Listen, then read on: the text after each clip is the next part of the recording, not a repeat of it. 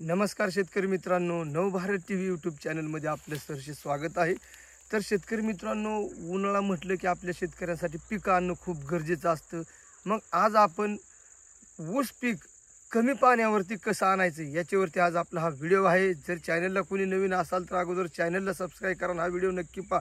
शेतकरी मित्रांनो, उन्हाळ्यामध्ये पीक सांभाळणं खूप अवघड असतं। जर आपल्याला ऊस पीक आपल्या शेतकऱ्यांकडे असेल तर आपल्याला ऊस पीक कसं सांभाळायचं, कारण येणाऱ्या काळामध्ये ऊस पिकाला देखील चांगल्या प्रकारे बाजारभाव भेटणार आहे। कारण गेल्या वर्षी पाऊस काळ हा कमी झाला, त्याच्यामुळे काय की ह्या येणाऱ्या उन्हाळ्यामध्ये जो शेतकरी आपलं चांगलं पीक चांगल्या प्रकारे आणील किंवा पीक जगवल, त्या शेतकऱ्याचा आपल्या येणाऱ्या पुढच्या सीझनला चांगल्या प्रकारे ऊसाचे देखील पैसे होणार आहेत। कारण ऊस पीक देखील आता सध्या बरेचशा शेतकऱ्यांनी मोडलेलं आहे, त्याच्यामुळे किंवा काही शेतकऱ्यांचं पाण्यामुळे देखील जळायला लागलेलं आहे। मग आपण पाण्याचं नियोजन उन्हाळ्यामध्ये आपल्या पिकाचं कसं करायचं? जर आपली जमीन जर काळी असेल तर शेतकरी मित्रांनो, काळी जमीन असेल, आपल्या शेतकऱ्यांनी जर कुटी केलेली असेल तर आपल्याला कमी पाणी असले तरी चालू शकतं। पण काही वेळेस काही शेतकऱ्यांची जमीन हलकी असती, मुरमाड असती किंवा तांबडी जमीन म्हणून आपण अशा पद्धतीची असते। मग अशा रानांना जरी कुटी केली आपण तरी आपल्याला पाणी ही लागतच असतं। कारण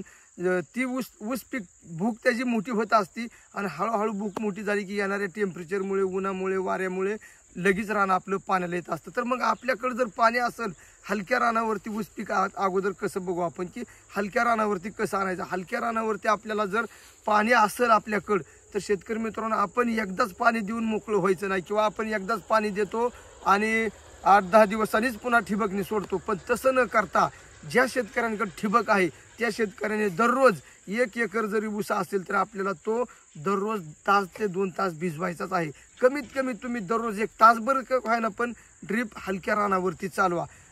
कारण त्याच्यामुळे जी पाष्टण आहे ती पाष्टण खाली वल धरून राहत असतं। वल धरून राहिले की आपलं ऊस पीक हिरवगार राहणार आहे आणि येणारं टेम्परेचर आहे ती पाष्टणावरती राहून पाष्टण आपली जमीन वाळून देणार नाही। पण आपण जर एकदाच पाणी दिलं, आता काही शेतकऱ्यांच्या ऊसाला ठिबक नाहीये, दंडावरती पाणी आहे, पाटावरती पाणी आहे, सरीमध्ये आपण पाणी सोडतो। मग अशा वेळी काय होतं की आपलं रान वाळलं जातं लगेच। आपल्याला जर ऊस पीक चांगलं सांभाळायचं असेल तर पाष्टणाची कुटी आणि हलकं रान असेल तर त्याला दररोज का होईना पण 1 तासभर का होईना पण पाणी ह्या उन्हाळ्यामध्ये आपल्याला सोडावं लागणार आहे। त्याच्यामुळे जे आपल्या जमिनीमध्ये वल राहून टिकून राहणार आहे आणि त्याच्यामुळे आपलं पीक देखील हिरवगार राहणार। आता काळ्या जमिनीवरती बघूया आपण, काळ्या जमिनीचं काय होतं शेतकरी मित्रांनो की जरी आपण पाणी कमी दिलं, आपण कुटी करतो आणि जरी आपण पाणी कमी दिलं तर आपल्याला पाणी कमी दिलं तरी आपलं काळ्या रानावरचं जे ऊस पीक आहे ते हिरवगार राहत असतं। कारण काळी जमीन ही पाणी धरून राहत असती, मुरमाड जमीन ही आपली पाणी खाली सुटलं जातं, मुरमाड जमिनीचं पाणी सुटलं जातं। त्याच्यामुळे आपल्याला काळी जमीन असेल तर आपण 4-5 दिवसाचा गॅप देऊन जरी ठिबकमधनं पाणी दिलं तरी ते आपलं पाष्टण आहे ते आपली जमीन खालची वाळून देत नाही। अशा पद्धतीने आपण काळ्या जमिनीवरती जरी तुम्ही 4-5 दिवसांनी दिलं तरी चालू शकते, आठवड्याने दिलं ठिबकमधनं पाणी तरी चालू शकते। पण आपल्याला मुरमाड जमिनीचा जर ऊस पीक सांभाळायचं म्हटलं तर आपण दररोज का होईना पण 1-2 तास त्याच्यामध्ये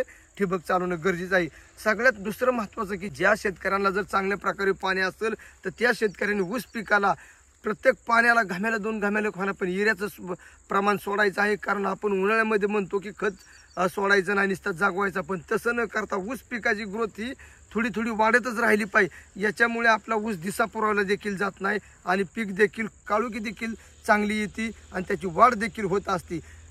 आपल्याला पाणी असेल तर युरिया सोडाय काय हरकत नाही। तर शेतकरी मित्रांनो, दुसरं म्हणजे आता मी बघू शकतो, मला व्हिडिओमध्ये दाखवतो ऊस पिकाचा फुटवा कसा होतो। आपण बरेचसे शेतकरी कुटी करत असतात, त्या शेतकऱ्यांना वाटतं कुटीमुळे, काही शेतकऱ्यांना वाटतं कुटीमुळे ऊस फुटत नाही, पण मी तुम्हाला कुटीचा देखील ऊस कशा प्रकारे फुटला आहे आणि एका बेटाला किती कोमर आलेले आहेत ती देखील मी तुम्हाला दाखवतो। आता तुम्ही बघू शकता ही एकच बेटाळ आहे, तर एका बेटाला देखील हा आणि सगळ्यात महत्वाचं हा ऊस 3ऱ्या पिकाचा आहे। शेतकरी मित्रांनो, 3ऱ्या पिकाला देखील कशा पद्धतीचा फुटलाय ऊस मी ती दाखवतो। फक्त याला काळी जमीन आहे, कारण काळी जमीन आहे त्याच्यामुळे एकदा भिजवले की तुम्ही बघा काळ्या जमिनीचा रिझल्ट, ही जी एकदा भिजवले की वली गार माती राहता याच्यामध्ये, त्याच्यामुळे पाष्टण असतं आणि पाष्टणामुळे ही पाणी धरून जमीन राहत असते, वली गार राहते। अगदी ह्याला आठवड्याला भिजवलं जातं तरी देखील चांगल्या प्रकारे याची वल टिकून राहत आहे। आता आपण कोमार देखील मोजू, 1 2 3 4 5 6 7 8 9 10 11 12 13 14 15 16 17 18 19 20 21 22 23 24 25 आज 25 एका बेटाडाला कोमारा देखील तिसऱ्या पिकाला देखील आलेला आहे. फक्त याला आपण कुटी चांगल्या प्रकारे केलेलं आहे. अजून मी इकडे तुम्हाला फुटवा दाखवतो, कारण तिसऱ्या पिकाला ऊस जरी पातळ झाला तरी आपण जर पाण्याचं नियोजन त्याला केलं, आता इथं बघू शकता एकच बेटाड आहे पण किती पद्धतीने फुटला. इथं तर जवळजवळ 100 कोमारा असू शकतात.